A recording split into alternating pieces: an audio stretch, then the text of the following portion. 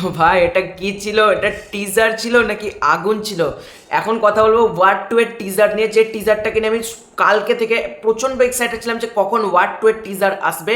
এবং ওয়ার 2 এর টিজারটা ফাইনাল এসেছে। ওয়ার আমি দেখতে গেছিলাম 2019 সালে, তখন আমি অনেকটাই ছোট ছিলাম, সেরকম খুব একটা বুঝিনি। তারপর পরবর্তীকালে অ্যামাজন প্রাইম বলো বা অ্যামাজন প্রাইমে যখন আমি দেখি ছবিটা, আমি অনেক কবার দেখেছি ছবিটা, আমার কিন্তু ছবিটা ব্যাপক লাগে। মানে ওয়ার যে ছবিটা না, ওয়ার ছবিটা কিন্তু দারুণ। এবং স্পাই ইউনিভার্সের মধ্যে দর্শকদের কিন্তু একটা চাহিদা রয়েছে। এবং আফটার পাঠান এবং টাইগার 3 এই দুটো সিনেমার পর ওয়ারের ক্রেজ কিন্তু অনেক বেড়ে গেছে। এবং ওয়ার ঋত্বিক রোশন অ্যাজ কবির চরিত্রটা মানুষের মধ্যে এতটা জনপ্রিয়, এবং কবিরকে আমরা আবার ফেরত পাচ্ছি। এবং তার সাথে কে আসছে জুনিয়র এন্টার। টিজারটাকে নিয়ে কথা বলি, টিজারটা দারুণ। মানে প্রথমে আমরা জুনিয়র এন্টারের ভয়েস শুনতে পাচ্ছি যে তুমি ইন্ডিয়ার বেস্ট সোলজার ছিলে, কিন্তু এখন না, তুমি আমাকে জানো না কিন্তু আমি তোমাকে চিনি।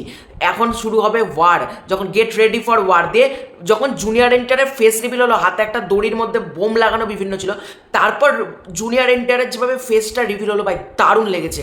এবং ঋত্বিক রোশন তারপর এন্ট্রি, ঋত্বিক রোশনের কবির লুকটা আমার বেস্ট লাগে।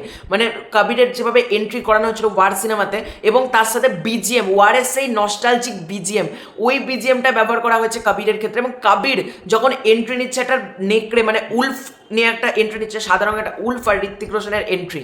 এবং আমরা এক ঝলকে দেখতে পাই কিয়ারা আদবানিকে, ঋত্বিক রোশনকে আমরা দেখতে পাই বিভিন্ন তরোয়াল নিয়ে একটা ফাইটের সিকোয়েন্স আমরা দেখতে পাই ট্রেলার মানে টিজারটার মধ্যে।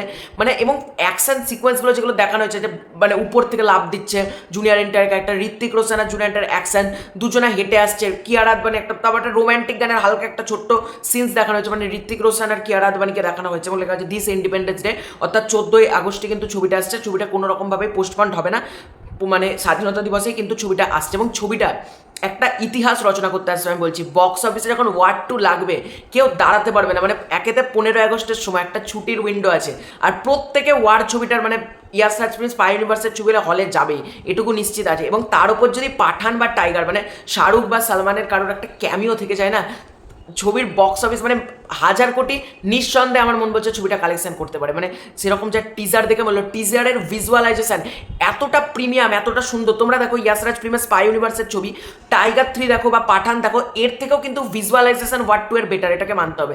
এতটা সুন্দর ভিজুয়ালাইজেশন হচ্ছে। এবং ঋত্বিক রোশন দারুণ, এটুকু বলতে হয় ঋত্বিক রোশনকে দারুণ লাগছে। আমার ওয়ার 2 এর টিজারটা ব্যাপক লেগেছে। ওয়ার 2 এর অপেক্ষা আছে, 14ই আগস্ট খেলা হবে, এটুকু বলতে হয়। তো তোমাদের ওয়ার 2 এর টিজার কেমন লেগেছে কমেন্ট করে জানিও। খুব শীঘ্রই আছে নতুন করে ভিডিও, ততক্ষণ জন্য বাই বাই।